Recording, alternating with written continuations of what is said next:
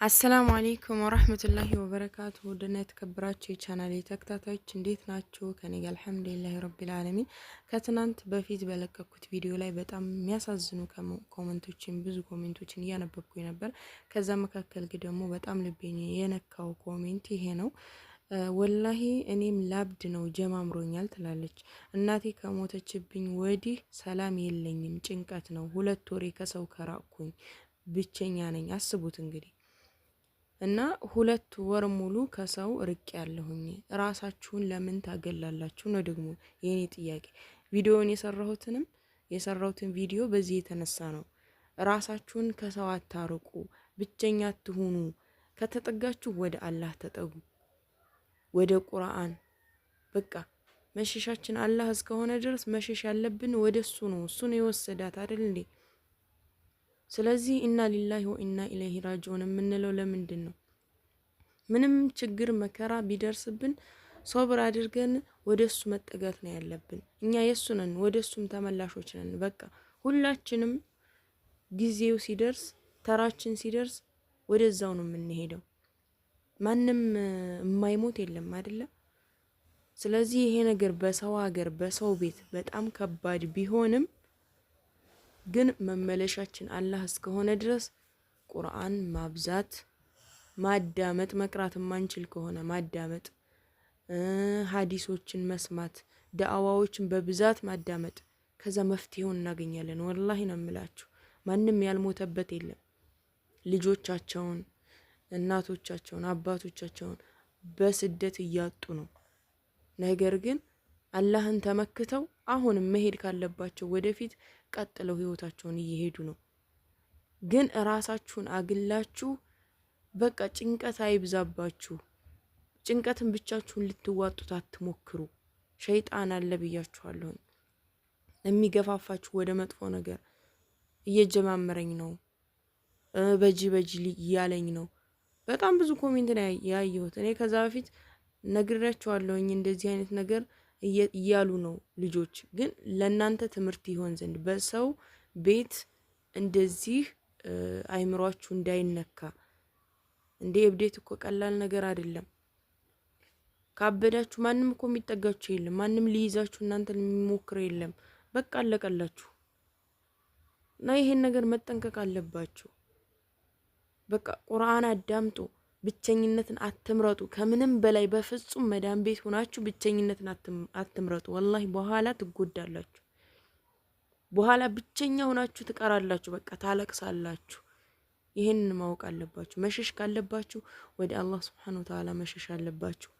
ወደ ቁርአን መጠጋት አለባችሁ። እንደነገርኳችሁ እመኝኝ እህቴ ራሱ በቃ አላህ ፈጠረን፣ በፈለገው ሰዓት እሱ ይወስደናል።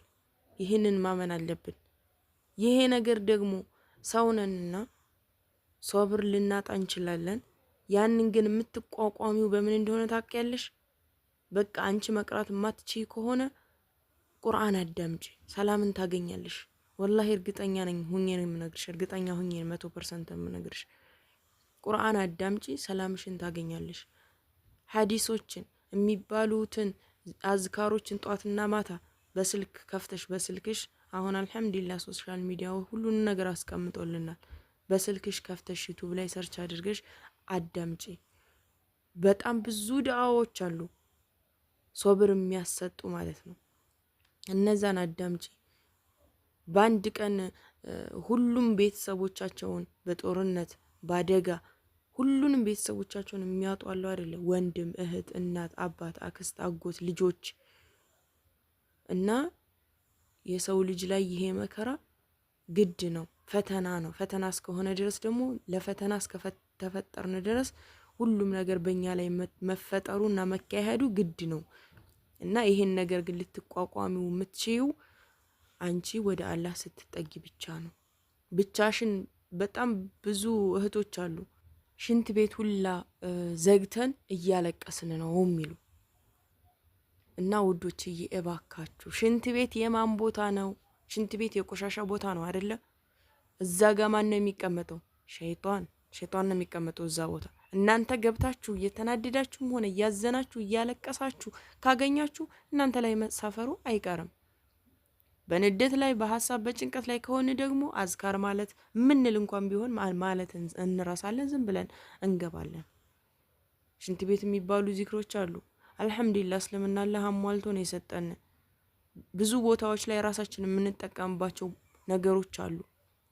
እዚህ ሰው ፊት ስንቀርብ፣ እዚህ ሚዲያ ላይ ስንመጣ የምንላቸው የምንጠበቅባቸው አዝካሮች አሉ።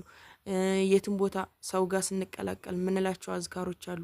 ከቤት ስንወጣ፣ ስንገባ፣ ሽንት ቤት ስንገባ እነዚህን ማንል ከሆነ በራሳችን ላይ የሚመጣው ጉዳት መመለስ አንችልም።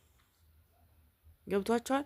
እያወቅን እንኳን ይሄን ነገር ሁሌ የምንል እንኳን ዘወትር ይሆን እንኳን የምንረሳባቸው አጋጣሚዎች አሉ እና በእነዚህ አጋጣሚዎች ስንናደድ እያለቀስን ሽንት ቤት ስንቀመጥ በቃ ይጠማጠምብናል፣ የበለጠ ጭንቀት ውስጥ ያስገባናል፣ የበለጠ ራሳችንን እንድንጎዳ ያደርገናል።